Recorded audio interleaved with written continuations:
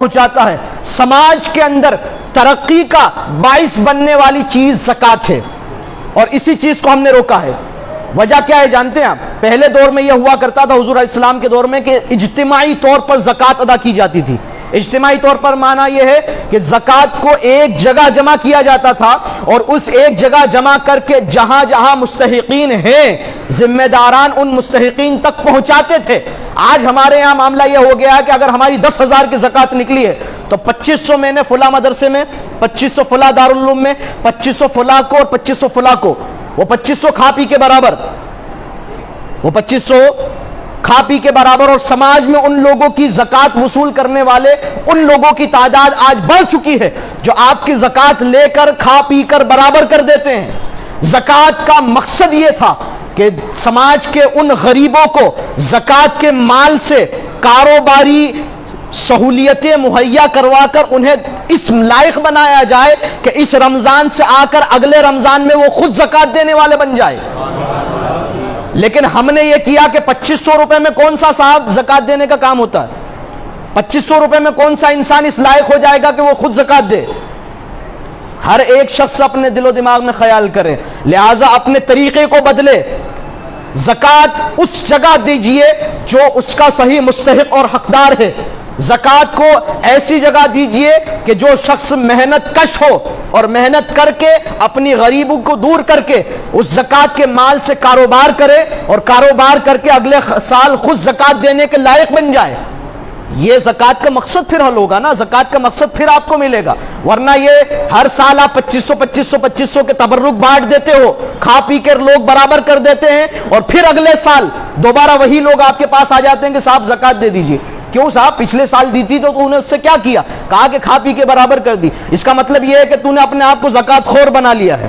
اچھا، زکوٰۃ کے حوالے سے ایک بہت بڑی غلط فہمی یہ ہے کہ ہمارا مڈل کلاس طبقہ جو 2 سال کورونا کی اس کٹھن پریشرم کے بعد یہ جو نکلا ہے مڈل کلاس طبقہ، ابھی بھی اس سچویشن میں نہیں آیا ہے کہ زکوٰۃ ادا کر سکے۔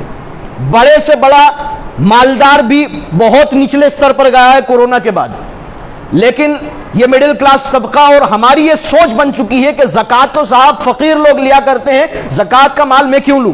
نہیں، آپ یہ بہت بڑی غلط فہمی میں مبتلا ہو چکے ہو کہ آپ نے یہ سوچ لیا کہ زکوٰۃ تو صاحب میں زکوٰۃ اپنے نفس کے ساتھ نہیں، تو میں برا کر رہا ہوں۔ زکوٰۃ کا مال سماج کے اندر برائیوں کو ختم کرنے کے لیے ہے۔ زکوٰۃ کا مال ان برائیوں کو ختم کرنے کے لیے ہے جو برائیاں غریبی کی وجہ سے سماج میں پیدا ہوتی ہے۔ آج اس مال کو مڈل کلاس کا طبقہ نہ لے کر پھر کیا کرتا ہے؟ صاحب بینک سے لون لیں گے اور اس پر بیاج دیں گے، انٹرسٹ دیں گے۔ جو کام، جو مدد اللہ اور اس کے رسول نے تجھ پر زکوٰۃ کی شکل میں بھیجی تھی، اس کو چھوڑ کر تو حرام کام بینک سے لے کر رہا ہے۔